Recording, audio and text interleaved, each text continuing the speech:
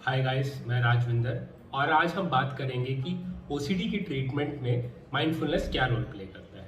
इससे पहले समझते हैं कि माइंडफुलनेस का मतलब क्या है। माइंडफुलनेस का डेफिनेशन है the moment to moment awareness of the present moment without any judgement. Basically आप पूरा 100% आप प्रेजेंट में है। आपका ध्यान कहीं और भटक नहीं रहा है, कोई और थॉट वगैरह आ रहा है तो उसकी वजह से आपका ध्यान भटक नहीं रहा है, और कोई भी एक्सटर्नल चीज़ों की वजह से भी आपका ध्यान नहीं भटक रहा। और आप जो भी कर रहे हो विदाउट जजमेंट कर रहे हो, ये नहीं सोचे कि ये मैं सही कर रहा हूँ या बुरा कर रहा हूँ, आप बस कर्म कर रहे हो। ठीक है, पूरा उस टाइम पूरा आपका ध्यान है और कहीं और ध्यान नहीं भटक रहा है। हमारे इंडियन कल्चर में माइंडफुलनेस जो है वो योगा में सिखाया जाता है, चाइनीज कल्चर में भी ताई ची में भी माइंडफुलनेस सिखाया जाता है। माइंडफुलनेस मेडिटेशन होती है जो जिसमें आप बेसिकली अपने सांसों पे या कोई और एक्सटर्नल चीज़ें या किसी आवाज़ पे आप ध्यान केंद्रित करते हैं, अपना अटेंशन आप उस पर फोकस करते हैं। ठीक है, एंड उससे बेसिकली आपका जो ध्यान का जो आपका लेवल है, अटेंशन का जो लेवल है वो बढ़ता है। माइंडफुलनेस का ओसीडी की ट्रीटमेंट में रोल समझने के लिए हमें समझना पड़ेगा कि हमारा ब्रेन कैसे वर्क करता है। तो फॉर एग्जांपल, अगर आप किसी अंधेरे कमरे में गए और आपने कोई तो रस्सी, मोटी सी रस्सी को छुआ, तो सबसे पहले आपके दिमाग में यही लगेगा कि स्नेक है। ठीक है, तो और आप बचने की कोशिश करोगे, आप ऐसे अचानक से हट जाओगे पीछे। ठीक है, तो क्या होता है कि जो भी कुछ भी स्टिमुलस मतलब जो आपके साथ हुआ है, एक्सटर्नल या इंटरनल, या for example internal as in कोई थॉट आया आपको, या एक्सटर्नल मतलब कोई सिचुएशन बाहर जो आपके साथ हो रही है, अगर वो होती है तो दो जगह होती है जहाँ पे हमारा ये जो स्टिमुलस है, ये जो चीज़ हो रही है हमारे साथ, वो प्रोसेस होती है। एक होता है amygdala. Amygdala is basically a part of our emotions, जो हमारे इमोशंस जनरेट करता है, इमोशनल ब्रेन है हमारा, राइट।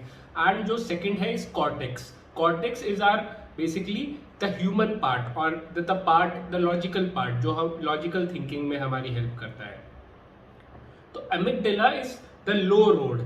लो रोड क्यों? क्योंकि वो पास में है। जो भी हमारा स्टिमुलस होता है वो 12 मिली सेकेंड में एमिगडाला पे पहुंच जाता है, और एमिगडाला पहले रिएक्ट करता है, इमोशनल रिएक्शन देता है। फॉर एग्जांपल, आपने जब रस्सी पकड़ी तो आपने इमोशनल रिएक्शन दिया, आप डर गए और आप पीछे हट गए, राइट।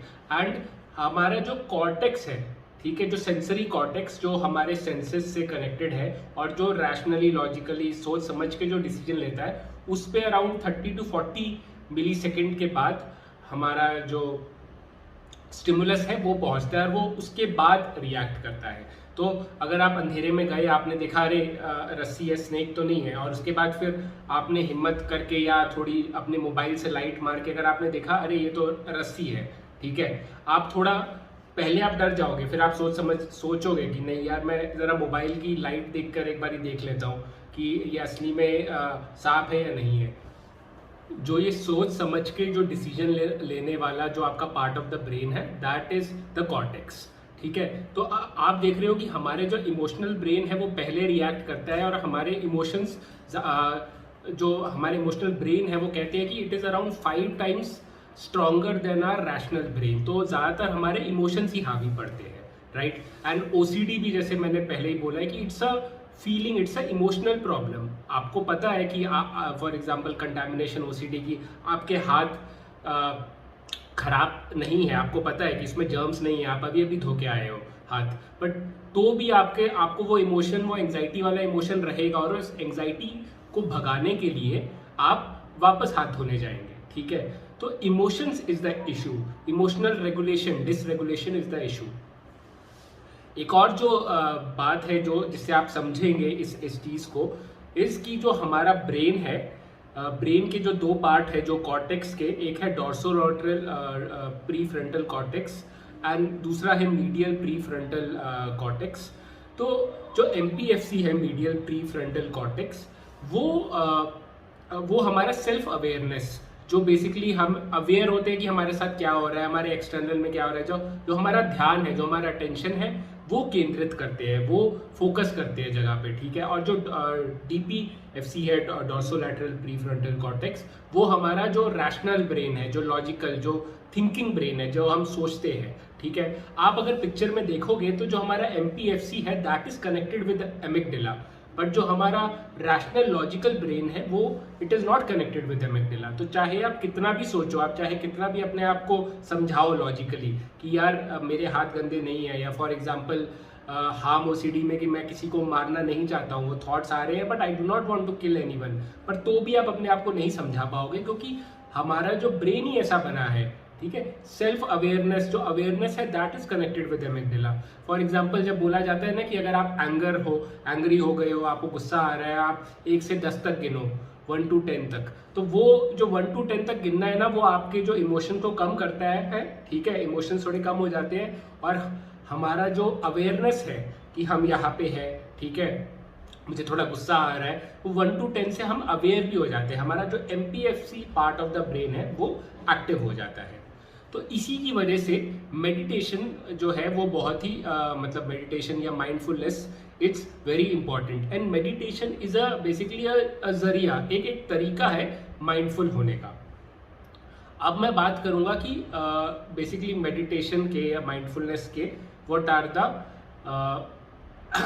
बेनिफिट्स, ठीक है। तो माइंडफुलनेस का सबसे बड़ा बेनिफिट है इमोशनल रेगुलेशन। जैसे मैंने एग्जांपल दिया एंगर का, अगर आप माइंडफुल रहे, अगर आप अवेयर रहते हो तो आप एंगर आपको आएगा बट आप कुछ उल्टा सीधा कदम नहीं उठाएंगे, आप किसी को मारोगे नहीं, you will be able to control yourself. Then stress reduction, stress reduce होता है, अगर आप यू आर मोर माइंडफुल तो you can control your stress. Rumination जो है वो कम होता है। तो व्हाट इज रूमिनेशन? अगर आप साइंस स्टूडेंट हैं तो आपने सुना होगा कि जो काऊ है वो रूमिनेट करती है अपने मुंह में, मतलब जो उनका जो खाना है वो चबाती है थोड़ा, फिर अंदर जाता है वो उनके पेट में और फिर वापस वो उनके मुंह में आता है और वो वापस चबाती है। तो वो बार बार एक चीज़ करती है। हम अगर बार बार कोई एक चीज़ सोचते रहेंगे, कोई थॉट, फॉर एग्जाम्पल मैं फेल हो जाऊंगा, मेरा मतलब मैं फेल हो जाऊंगा एग्जाम में और फिर उसके बाद मैं गरीब ही रहूंगा ज़िंदगी में, मेरा कुछ नहीं हो सकता, यही थॉट आपको बार बार आता रहेगा तो आप डिप्रेस हो जाएंगे, राइट। या अगर आपको कोई थॉट आया कि फॉर एग्जांपल आपकी गर्लफ्रेंड फ़ोन नहीं उठा रही है आपका और आपको बार बार थॉट आया ये मुझे चीट कर रही है, मुझे चीट कर रही है, अगर यही थॉट बार बार आपके दिमाग में चलेगा तो आप तो बिल्कुल ही डिप्रेस्ड हो जाओगे, आपको तो बहुत बुरा लगेगा, you will feel very sad, right. तो ये रूमिनेशन जो है वो माइंडफुलनेस कम करता है, ठीक है। उसके बाद माइंडफुलनेस हमारा कंसंट्रेशन पावर, फोकस पावर भी बढ़ाता है। माइंडफुलनेस हमें कॉग्निटिव फ्लेक्सिबिलिटी देता है। कॉग्निटिव फ्लेक्सिबिलिटी मतलब फॉर एग्जांपल कई लोग जैसे किसी का ब्रेकअप हो जाए तो लोग बोलते हैं ना लेट इट गो, अरे उसको जाने दे, ज़्यादा मत सोच, पर कई लोग बोलते हैं यार मैं कैसे ना सोचूं, मुझे वो आ रहे हैं थॉट्स, मैं कैसे बंद करूं। कॉग्निटिव फ्लेक्सिबिलिटी की वजह से आप क्या कर सकते हैं कि जो थॉट्स आपको नहीं चाहिए आप उस पर ध्यान नहीं देंगे, ठीक है, और जो थॉट्स आपको चाहिए उस पर आप ध्यान दे सकते हैं, ठीक है। तो फ्लेक्सिबिलिटी, आप फ्लेक्सिबल हो जाएंगे, आपका ब्रेन काफ़ी फ्लेक्सिबल हो जाएगा कि कोई नेगेटिव थॉट वगैरह आया तो उस पर फोकस देने की जगह आप आराम से जो आप काम कर रहे हो अभी प्रेजेंट में उस पर आप ध्यान दे पाओगे। माइंडफुलनेस कहते हैं कि कंपैशन और एम्पैथी भी बढ़ाता है हमें, तो that is also like a very good thing. Compassion और एम्पैथी अगर हमारे इस दुनिया में बढ़ेगा तो हमारी दुनिया बहुत पीसफुल हो जाएगी। वॉयलेंस और जो भी दूसरों की तरफ जो भी हमारी जो इल विल है और हम जो गलत सोचते हैं वो भी काफ़ी हद तक कम हो जाएगा। बट ये काफ़ी हायर लेवल, आप बहुत देर तक आपने माइंडफुलनेस और मेडिटेशन प्रैक्टिस किया फॉर 1-2 साल, तब जाके आई फील कि ये कंपैशन और एम्पैथी रहता है, मतलब हमारे पास वो आता है ये क्वालिटी। अभी अब आप समझ गए कि माइंडफुलनेस कैसे हमें अफेक्ट करता है, क्या उसके फ़ायदे हैं, ठीक है। बट माइंडफुलनेस हम बने कैसे? माइंडफुलनेस बनने का सबसे अच्छा जो तरीका है वो है मेडिटेशन। मेडिटेशन एक तरीका है जिससे हम माइंडफुल पूरी दिन बन सकते हैं। तो मेडिटेशन के काफ़ी तरीके होते हैं, जैसे मेडिटेशन में आप एक जो सबसे ज़्यादा लोग करते हैं वो है ब्रीदिंग पे फोकस, कि फॉर एग्जांपल आपने आंखें बंद करी और आपका जो पेट है वो ब्रीदिंग, जब आप ब्रीथ करते हो तो बाहर आता है, और जब आप जब आप ब्रीथ लेते हो तो वो बाहर जाता है, और जब आप एक्सहेल करते हो तो वो अंदर आता है। पेट का मूवमेंट ज़्यादातर लोग चेस्ट से करते हैं, बट योगा में और जो उसमें भी अगर आप किसी बच्चे का भी पेट देखेंगे तो वो सांस के साथ बच्चे का पेट ऊपर नीचे जाता है, तो पेट से, डायफ्राम से जो है वो उससे सांस लेना चाहिए। तो अगर आप अपनी सांस को अगर आप फोकस करोगे, आंखें बंद करके आप अपने ब्रीदिंग पे फोकस करोगे, जो आपका पेट ऊपर और नीचे जा रहा है उस पे,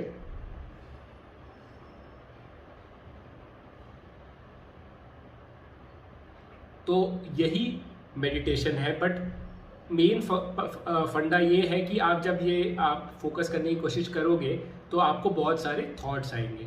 थॉट्स आना बहुत ही नॉर्मल है, बट आपका जो कर्तव्य है, जो आपका जो बेसिकली मेडिटेशन क्या है कि फॉर एग्जांपल आप अपने ध्यान लगा रहे हो अपने ब्रीदिंग पे, ठीक है, और तभी कोई थॉट आया, यार मुझे तो वो होमवर्क करना है या मुझे वो असाइनमेंट करना है, अरे वो मेरा फ्रेंड मुझसे बात नहीं कर रहा है, तो उस थॉट को आप देखोगे और जाने दोगे।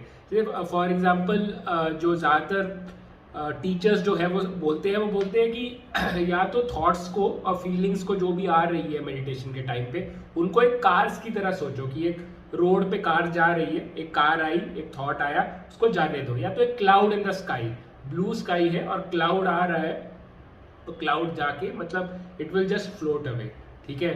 तो ये आप मेटाफर्स है, इसको यूज कर सकते हो इन दोनों को, कि जो थॉट्स है वो बस एक आए और चले गए, आपको बस अपने सांस पे ध्यान देना है। अगर आप ये मेडिटेशन फॉर स्टार्टर्स आप 2 मिनट शुरू करो, 2 मिनट 5 मिनट, क्योंकि इट इज़ मुश्किल, आपका दिमाग इतना बिजी रहता है हमेशा, और आप अभी ट्राई करने की कोशिश करोगे तो आपको मुश्किल होगी। तो आप 5 मिनट से शुरू कर सकते हो, फिर 10 मिनट्स, 20 मिनट्स।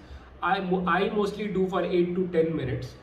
उसके बाद आप अपनी दिनचर्या में, तो अपने डेली लाइफ में भी आप माइंडफुल हो सकते हो। फॉर एग्जांपल अगर आप ब्रश कर रहे हो तो आप बिल्कुल instead of thinking something else, कुछ और सोचने की जगह आप अपना पूरा ध्यान कि ये जो ब्रश है वो दांत पे कैसे लग रहा है, मेरा हाथ जो है वो ब्रश को पकड़ के कैसे फील हो रहा है, पूरा ध्यान से आप ब्रश करो। आप बेसिकली अपना पूरा ध्यान प्रेजेंट में केंद्रित करो। जो हमारे दिमाग में जो कहते हैं ना मंकी माइंड, जो हमारा बंदरों की तरह हमारा दिमाग इधर से उधर से इधर घूमता रहता है, अलग अलग थॉट्स आते रहते हैं, उस पर आप ध्यान मत दीजिए। आप जो चीज़ अभी आप कर रहे हो उस पर ध्यान दीजिए, और वही माइंडफुलनेस होगा।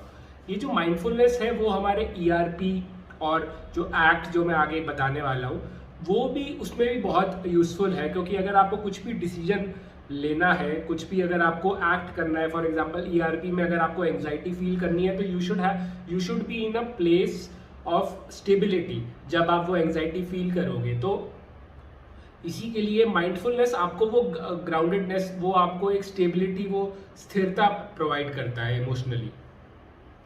तो व्हाट आई विल सजेस्ट कि आप मेडिटेशन आप कर सकते हो, स्टार्ट कर सकते हो 5 minutes. There are a lot of apps, जैसे काम ऐप है, हेड स्पेस ऐप है, मैं नीचे इनके लिंक्स दे दूंगा, इसको आप यूज़ कर सकते हो। पर्सनली मैंने हेड स्पेस ऐप यूज़ किया और मुझे काफ़ी अच्छा लगा। इस ऐप से आप माइंडफुलनेस प्रैक्टिसेस अपने शुरू कर सकते हैं, ठीक है। एंड उसके बाद फिर आप ERP भी आप शुरू कर सकते हैं साथ में माइंडफुलनेस। एंड अगला जो स्टेप है, जो सबसे one of the best therapies है OCD ठीक करने के लिए, वो एक्ट, उसको मैं अगले वीडियो में समझाऊंगा। और इस एंड तक वीडियो देखने के लिए धन्यवाद।